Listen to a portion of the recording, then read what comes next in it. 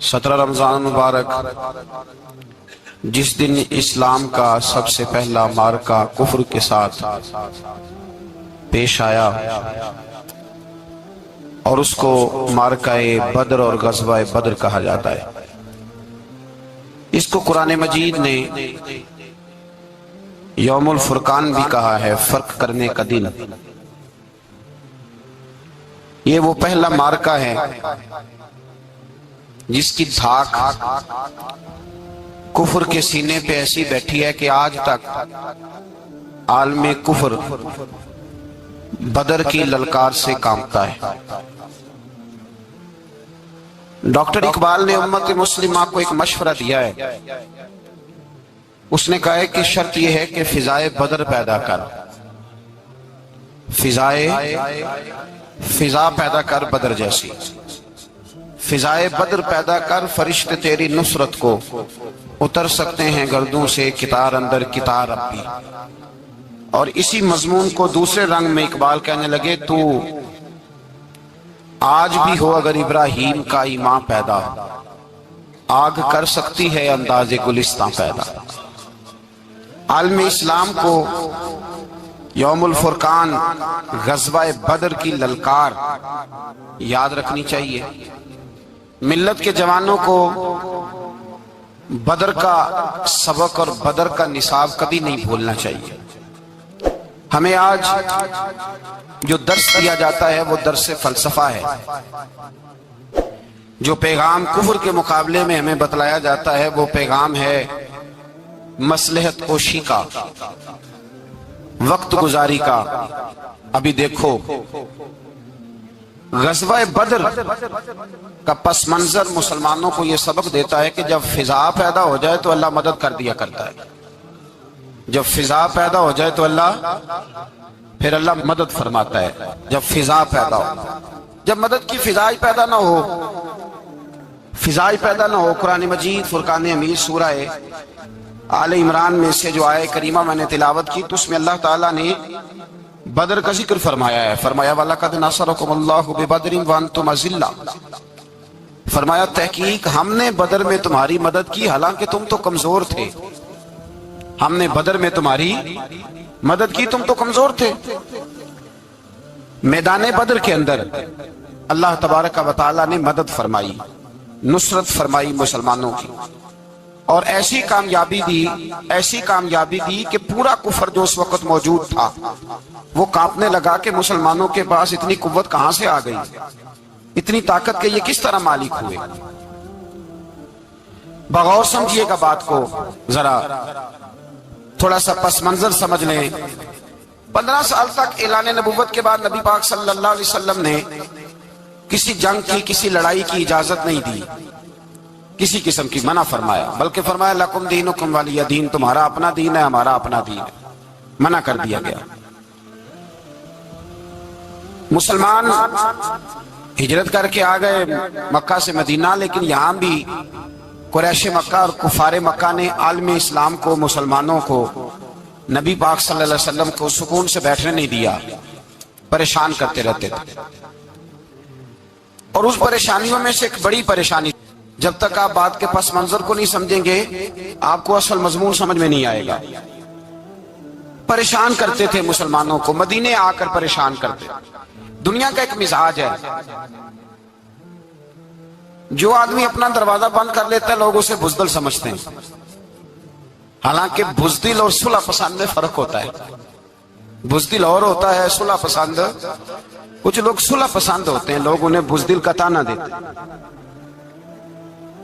تو جو آدمی دروازہ بند کر لیتا ہے نا، یا تھوڑا سا احتیاط کرتا ہے، تو لوگ سمجھتے ہیں کہ یہ بزدل ہے، کمزور ہے، میں نے ڈانٹا ہے تو بھاگ گیا ہے۔ حالانکہ ایسا نہیں ہوتا، وہ شخص صلح پسند ہوتا ہے۔ میرے رسول کریم سید عالم صلی اللہ علیہ وسلم کی ذات صلح پسند ہے۔ حضور علیہ السلام نے صلح کو اہمیت دی ہے، اور وَصُلْحُ خیر، صلح بہتر ہے۔ انہی لفظوں کے ساتھ محبوب نے ہمیں تعلیم ارشاد فرمائی، صلح کو درجہ دیا ہے۔ تو 15 سال تک کوئی لڑائی نہیں لڑی۔ اب انہوں نے سمجھا شاید مسلمان بزدل ہیں، یہ تو تلوار ہی نہیں اٹھاتے، یہ تو شاید جانتے نہیں اس فن کو، ان کو تو خبر ہی نہیں۔ یہ کیا کرتے کہ مسلمانوں کو مدینے آ کے تنگ کرتے، گھر تک آ جاتے۔ مکے کے قریش مدینے کے قریب آ کے مسلمانوں کو لوٹ کے لے جاتے. کئی دفعہ ایسا ہوا کہ انہوں نے آ کر کے یہاں سے بکریاں، اونٹ اور کئی اور چیزیں چوری کر کے لے گئے. تو مسلمان پریشان رہنے لگے. اللہ پاک نے طاقت دے دی، قوت دے دی مسلمانوں کو. حضرت عمر فاروق جیسے لوگ کلمہ پڑھ گئے، حضرت امیر حمزہ جیسے لوگ آ گئے، حضرت ابو عبیدہ بن جراح جیسے لوگ آ گئے، حضرت سیدنا سعد بن ابی وقاص جیسے دلیر اللہ نے عالم اسلام کو عطا فرمائے. قوت آ گئی. حرِّض المؤمنین علی القتال، محبوب اختیار کرے مومنوں کو لڑائی کے لیے. ایک قافلہ آ رہا تھا. ابو سفیان مال لے کے ایک سفر پہ نکلا ہوا تھا. اس میں قریش کے سارے لوگوں کا مال تھا. اس زمانے میں بھی پارٹنر بن کے کاروبار ہوتا تھا. سارے مکے والے ایک بندے کوئی مال دے کے بھیج دیتے تھے، میرا بھی بیچ آنا، میرا بھی بیچ آنا. وہ سال کے بعد ایک ہی جاتا تھا. سارے جا کے عرب کے جاہل معاشرے کے اندر بھی دھوکہ کرنا اور جھوٹ بولنا عیب سمجھا جاتا تھا.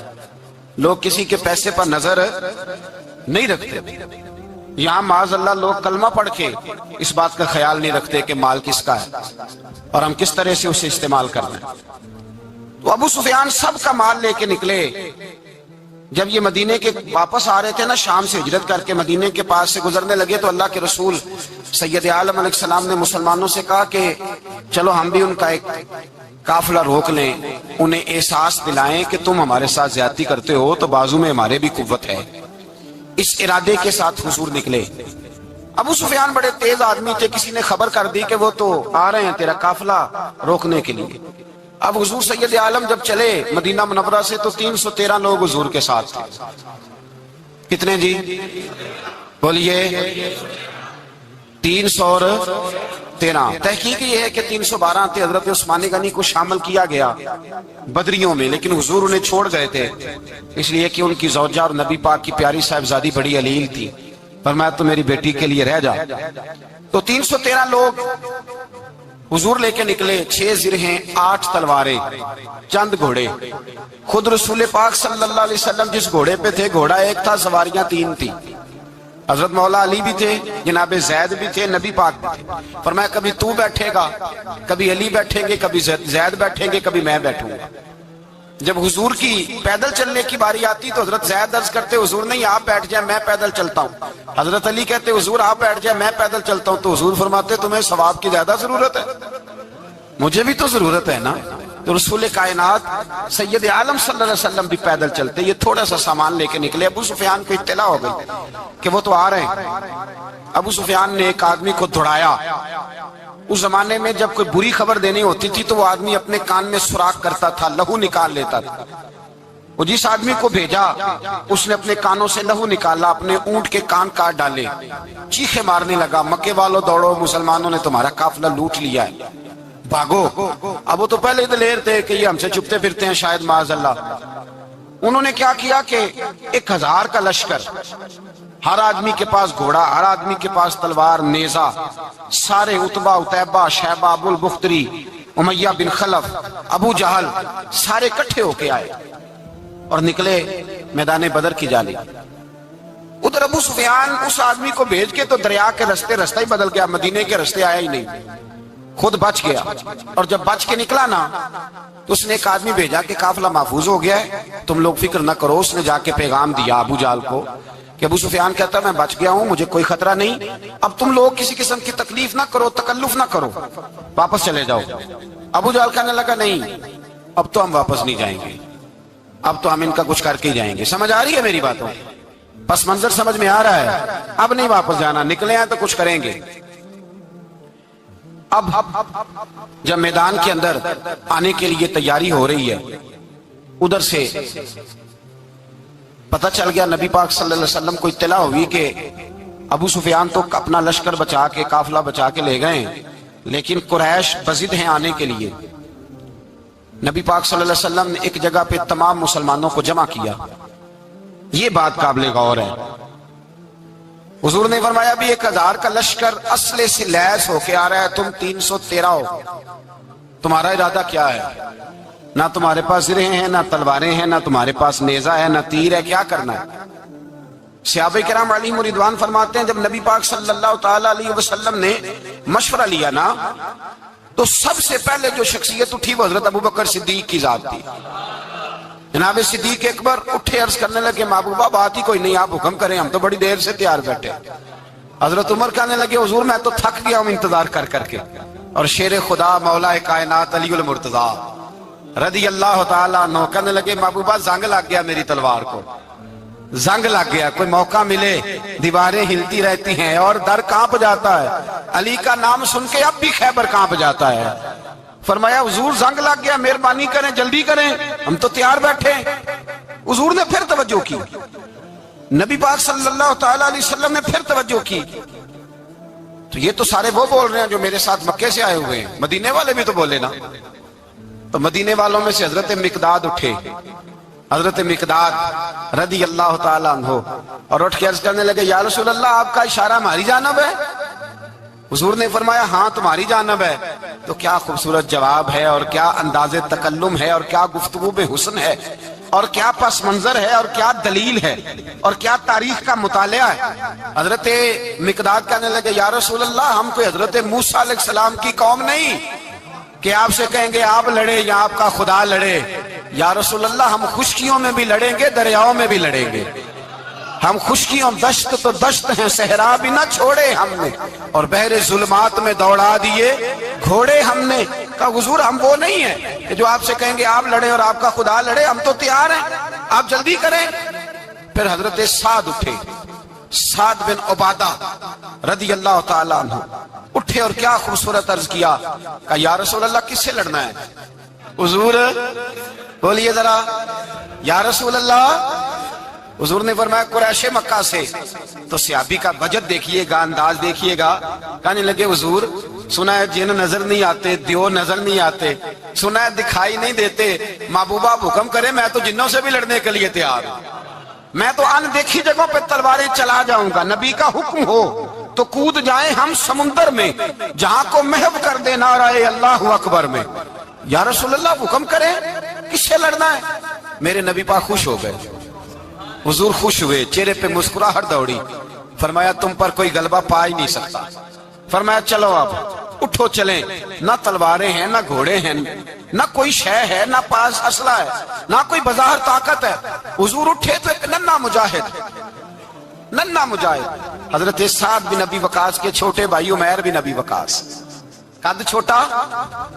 حضور نے فرمایا سعد چلے عمیر رہ جائے, سعد چلے اور عمیر یہ چھوٹے ہیں.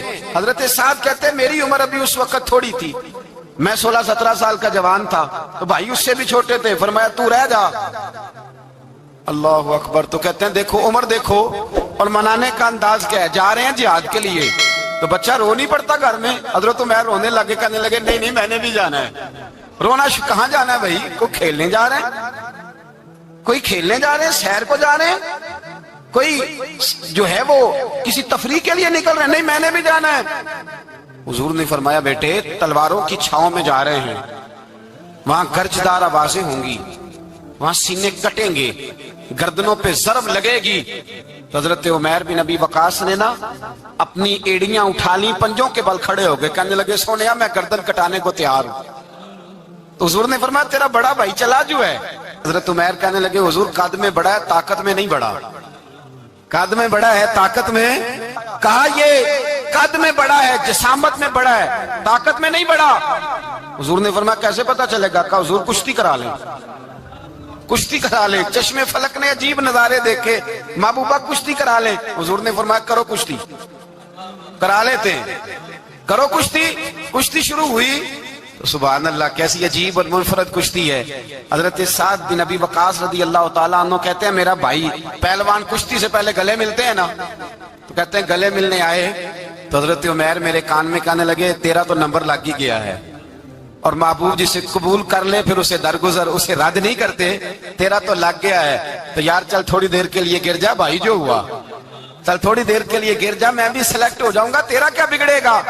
قربان جائیں. امام زرقانی کہتے ہیں نبی پاک کی آنکھوں میں آنسو آ گئے. حضور نے بات سنی تو رو پڑے. فرمایا ہم پر بھی کوئی غلبہ پا سکتا ہے, جس قوم کے 14 سال کے بچے لڑنے کو تیار ہوں انہیں کوئی گرا سکتا ہے؟ تو فضائے بدر پیدا کر، فرشتے تیری نصرت کو اتر سکتے ہیں گردوں سے، کتار اندر کتار۔ اب بھی تھوڑی دیر کے لیے بھائی آپس میں لڑے، گتھم گتھا ہوئے، پھر بڑا گر گیا، چھوٹا پشت سینے پہ سوار ہو گیا۔ میرے رسول پاک نے فرمایا چلو بھائی تمہارا دونوں کا جانا ہی مقبول ہو گیا ہے، چلو۔ یہ انداز تھا نہتے 313 بشر شوق شہادت میں۔ نہتے اس کو کہتے ہیں جس کے پاس اسلحہ نہ ہو۔ نہتے 313 بشر شوق شہادت میں نکل آئے تھے میدان میں محمد کی قیادت میں۔ نہ تیگ و تیر پہ تکیا، نہ خنجر پر نہ بھالے پر، بھروسہ ہے تو ایک سادی سی کالی کملی والے پر۔ بھروسہ ہے تو ایک سادی سی کالی، زیادہ مہنگی بھی نہیں، سادی سی کالی کملی والے پر۔ بھروسہ ہے تو ایک سادی سی کالی کملی والے پر۔ میرے مصطفیٰ کریم علیہ السلام کا لشکر میدان کی جانب، ادھر کفار جوش و خروش سے طے پایا رستے میں۔ ابو جہل نے کہا کہ روز ایک سردار اونٹ ذبح کرے گا، گانے گانے والی عورتیں گانے گائیں گی، بدر کی فضا دیکھ لیں، گانے والی گانے گائیں گی، روز ایک اونٹ ذبح ہوگا، شراب کے دور چلیں گے معاذ اللہ، اور مسلمانوں کے خلاف جوش پیدا کیا جائے گا۔ ادھر کھانے کے لیے شے کوئی نہیں، کوئی طاقت نہیں، تو یہاں کیا ہوگا؟ میرے حبیب نے فرمایا راتوں کو سجدے کریں گے، دن کو اٹھ کے اللہ اکبر کے نعرے لگائیں گے۔ یہاں عبادتیں ہیں، ریاضتیں۔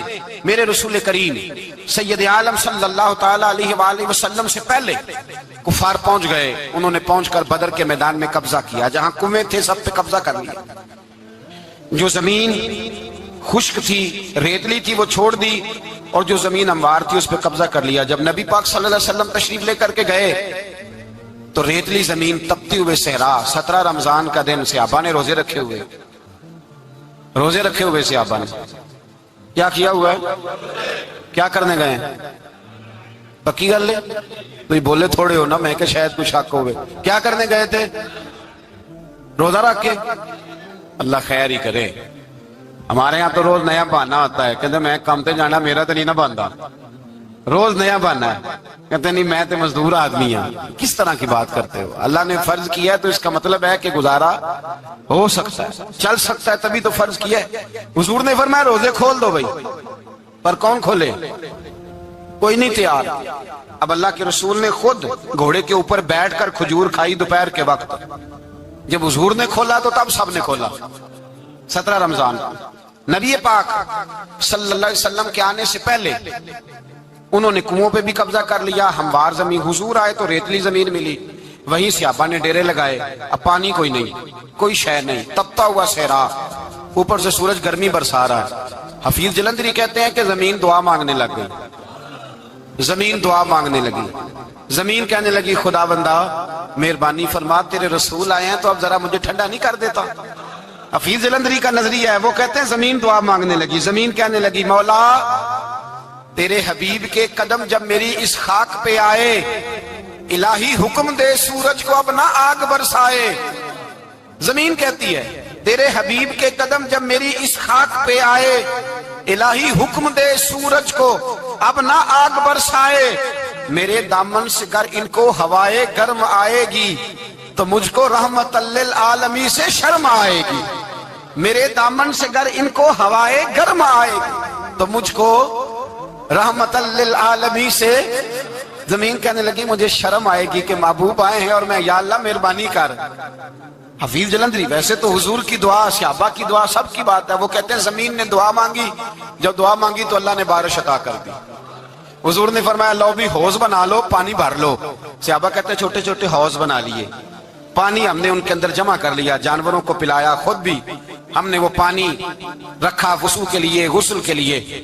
فرماتے ہیں اب ریتلی زمین تھی تو سمجھ لیں بارش پڑنے سے پکی ہو گئی، ان کی جانب کیچڑ ہو گیا، پانی ختم ہو گیا، کافروں کی طرف ختم ہو گیا۔ یہاں حالات اس طرح کے ہیں کہ یہاں پانی جمع ہے، وہاں ختم ہوا۔ اور تاریخ کا عجیب حوالہ دیکھیں، حضور کو شہید کرنے آئے، 2 کافر رات کو چپکے سے اس حوض سے پانی پی رہے تھے جو مسلمانوں کا حوض ہے۔ ایک صحابی کہنے لگے حضور کافر پانی پی رہے ہیں، ہمارے حوض سے ماروں؟ حضور نے فرمایا نہیں، کافر ہوئے تو کیا ہوا، مخلوق تو ہے نا اللہ کی، پینے دو۔ پینے دو، ہمارے دروازہ رحمت سے کوئی خالی جا سکتا؟ ایسا کی تیری خیر تیرے میں کدے کی خیر، ایسی پلا کہ جس کا نشہ عمر بھر رہے، اور پلا کے گرانا تو سب کو آتا ہے، مزہ تو تب ہے کہ گرتوں کو تھام لے ساکی۔ کہا نہیں، پینے دو انہیں۔ میرے رسول کریم سید عالم صلی اللہ علیہ وسلم نے میدان بدر میں پڑاؤ کیا۔ کافر ساری رات دندناتے رہے، شور کرتے رہے۔ جاسوسی کا ایک معیار ہوتا تھا، اب تو فوجوں کی وردی ہوتی ہے، پہچانے جاتے ہیں فوجی کس ملک کے ہیں، کس علاقے کے ہیں، کس جگہ سے ان کا تعلق ہے۔ اس زمانے میں کوئی وردی نہیں ہوتی تھی، ہر قبیلے کا آدمی ہوتا تھا تو لوگ گھس جاتے تھے، جاسوسی آسان ہوتی۔ آئے رات کا وقت ہے تو کچھ جاسوس بھیجے ابو جہل نے، کہا پتہ کر کے آؤ بندے کتنے، اسلحہ کتنا ہے، جوان کتنے، بوڑھے کتنے، ان کا انداز کیا ہے، سارا معلومات کر کے آؤ، کفر کی جو معلومات ہیں اس پر ذرا غور کریں۔ اب وہ شخص آیا، جا کے ابو جہل سے کہنے لگا 313 ہیں، 6 زرہیں اور 8 تلواریں، کوئی کھانے پینے کا سامان نہیں، اور کچھ بچے بھی ہیں کچھ بوڑھے بھی ہیں، عمیر بن ابی وقاص بھی ہیں، ابو عبیدہ بن جراح جیسے بوڑھے بھی ہیں، کچھ لمبا چوڑا انتظام کوئی نہیں۔ ابو جہل بڑا کھل کھلا کے ہنسا، جاسوس واپس آئے نا تو کھل کھلا کے ہنسا، کہنے لگا اس طرح کرو کہ جنگ کرنے کی ضرورت نہیں، انہیں نا صبح سب کو گھوڑوں کی پشتوں پہ باندھ کے نا تو لے چلتے ہیں مکے، وہاں جا کے دیکھیں گے ان کا کیا کرنا ہے، ان کو باندھ لو گھوڑوں کی اونٹوں کی پشتوں پر، تو وہاں جا کے دیکھیں گے۔ جب یہ بات کی تو جاسوس کہنے لگا ٹھہر جا، پوری بات تو سن لے میری، پوری سن تو لے، تبصرہ تو نے شروع کر دیا ہے۔ اس نے کہا چل سنا پوری۔ اس نے کہا ہے 313 پر سارے سر پہ کفن باندھ کے آئے ہوئے ہیں، ہے 313 پر بچے سے لے کر بوڑھے تک، میں جس کو پاس بھی گیا ہوں وہ مسلح پہ بیٹھا ہے اور شہادت کی دعا مانگ رہا ہے۔ مسلح پہ شہادت ہے، مطلوب مقصود مومن نہ مال غنیمت نہ کشور کشائی، ہے تھوڑے پر آئے مرنے ہیں، جان دینے آئے ہیں، واپس جانے کا ارادہ کوئی نہیں کسی کا بھی، آئے سارے حضور کے نام پر قربان ہونے۔ ابو جہل ساری رات شراب پیتا رہا، مغویہ گانے گانے والی عورتیں ساری رات گانے گاتی رہیں، اور ادھر انداز بڑا نرالا ہے۔ حضرت ابو بکر صدیق رضی اللہ تعالیٰ عنہ فرماتے ہیں کہ صحابہ نے مشورہ کیا کہ نبی پاک صلی اللہ تعالیٰ علیہ وسلم کی طرف سب سے پہلے توجہ کریں گے کافر، حضور کے لیے کسی محفوظ جگہ کا بندوبست کیا جائے، ایک چھپر، ایک عریش، ایک جھونپڑی پہاڑ کے اوپر بنا دی گئی حضور کے لیے۔ مولا علی شیر خدا خود فرماتے ہیں، کہتے ہیں سب سے مشکل کام اس جھونپڑی کی حفاظت کرنا تھا، اس چھپر کی، عریش کی جس میں حضور تھے۔ جب نبی پاک نے فرمایا نا میرا پیرا کون دے گا، تو کہتے ہیں ابو بکر صدیق تلوار لے کے کھڑے ہو گئے، کہنے لگے سونیا ضرورت ہی کوئی نہیں، میں جو حاضر ہوں۔ تو حضرت علی فرمایا کرتے تھے بتاؤ جو فرعون کے سامنے کھڑے ہوئے وہ زیادہ دلیر تھے یا ابو جہل کے سامنے جو کھڑے ہوئے دلیر ہیں؟ تو حضرت ابو بکر صدیق فرماتے ہیں میں پہرے پہ تھا، کافر شرابیں پی رہے تھے اور نبی پاک ساری رات عبادت کرتے رہے، ساری رات حضور نے رو کے گزار دی۔ کہا اے اللہ، کیا لفظوں میں حسن ہے، کہ اے اللہ میرے پاس یہ 313 کل تھے، میں لے کے آ گیا، اگر آج یہ ختم ہو گئے تو بتا قیامت تک کون تیری عبادت کرے گا؟ اے اللہ یہ 313 ہی تھے جو میں لے آیا، مہربانی فرما۔ ساری رات دعا ہوتی رہی، ساری رات حضور دعا کرتے رہے۔ پہلے حکم آیا کہ 1000 فرشتہ بھیجا ہے، پھر اے محبوب چل 3000 بھیجے، پھر اللہ نے کہا محبوب میں نے 5000 بھیجے۔ حضرت علامہ ہزار بھی کہا کرتے تھے کہ نہیں، رب کریم نے فرمایا 5000 بھیجے ہیں، تو محبوب نے کہا نہیں نہیں مولا اس طرح نہیں، میرے فرشتے نہ بھیج، تیرا وعدہ تھا میں بھی آؤں گا، تیرا وعدہ تھا میں بھی آؤں گا۔ اور وہ اپنے انداز میں فرمایا کرتے تھے سانو کل کے وچ میدان بدر تے آپوں بہ رہے ہیں یار کنارے تے تیرا وعدہ تھا میں بھی آؤں گا۔ تو پھر حکم ہوا قرآن میں انی معکم، محبوب میں بھی تیرے ساتھ ہی ہوں۔